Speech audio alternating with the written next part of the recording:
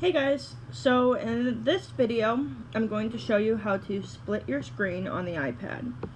This is good for multiple activities, such as if you want to see the assignment your teacher wants you to complete on Canvas while simultaneously completing that assignment on a doc.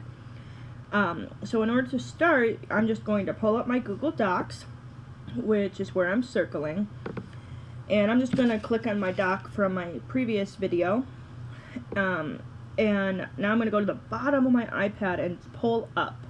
It's going to give me a list of my home screen options, and I'm going to drag to the right side the screen I want to split. In order to get rid of the screen, you would come right in here.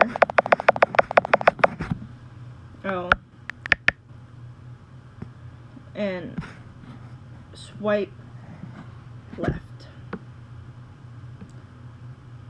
And that's it. That's how you do that.